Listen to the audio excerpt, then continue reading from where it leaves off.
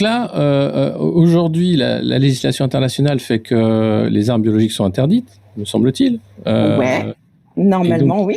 Mais pas les dual use, Research of Mais Concept. voilà. Et pour contourner ça et continuer à quand même jouer au Frankenstein, on utilise la dual use pour faire joujou avec des virus ultra dangereux. Alors là, c'était la chauve-souris, mais on pourrait voir que on a la même chose. Et c'est là où on fait le lien avec Ebola, par exemple.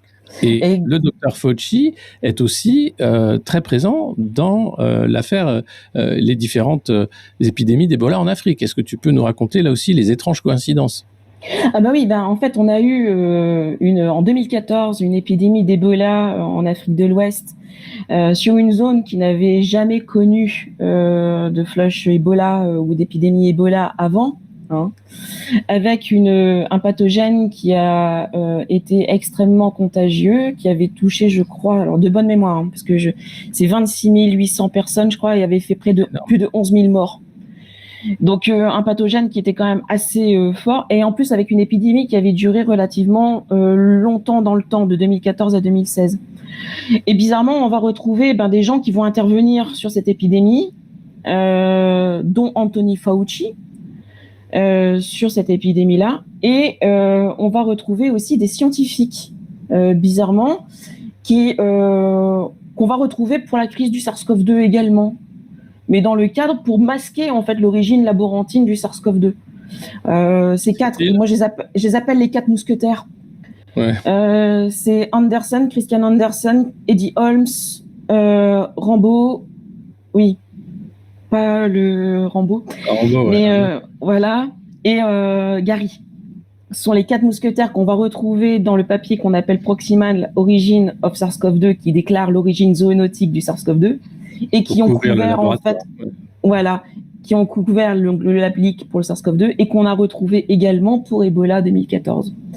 Et qui avait quelle conclusion sur l'Ebola 2014 à ce moment-là? Ah bah bien sûr que c'est une zoonose, forcément, ipso facto. Voilà. Et ces gens-là sont tous américains? Non, pas tous américains. Il y en a 2 qui viennent des États-Unis, mais il y en a un qui est anglais et l'autre qui est australien de bonne mémoire. Mais ils ont tous en commun d'avoir bénéficié de subventions d'Anthony Fauci, notamment par exemple Anderson. Je crois que c'était environ 8,9 millions d'euros, je crois, de dollars, bizarrement. Pour financer la recherche. Pourquoi oui, alors attendez, c'est pour sa recherche, mais pour Ebola, dans la zone même où il y a eu l'Ebola en 2014. Et le pardon de Joe Biden qui est accordé à Fauci avant que Joe Biden ne quitte la Maison-Blanche remonte à 2014. Bizarrement. Date de cette fameuse épidémie d'Ebola, là où elle n'avait jamais eu lieu et d'une violence inouïe. Bizarre. Là encore, une coïncidence. Une étrange coïncidence. On va retrouver exactement quasiment les mêmes protagonistes, quasiment au poil de cul près. C'est-à-dire qu'on va retrouver Peter Daszak avec EcoHealth Alliance, on va retrouver Metabiota avec Nathan Wolf, illustre personnage très controversé. On va retrouver également les 4 mousquetaires dont je vous ai cités, les scientifiques, voilà. On va retrouver Jeremy Farrar de la Wellcome Trust. On va retrouver Anthony Fauci, of course. Donc, bizarrement, on se retrouve sur 2 épidémies quasiment avec les mêmes protagonistes. Quasiment.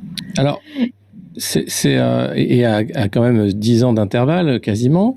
Aujourd'hui, Fauci a eu le droit au pardon présidentiel, mais il est quand même devant une enquête sénatoriale et on voit bien qu'il a des choses à cacher, contrairement à ce qu'il disait, qu'il avait rien à cacher, qu'il était prêt à répondre à toute enquête.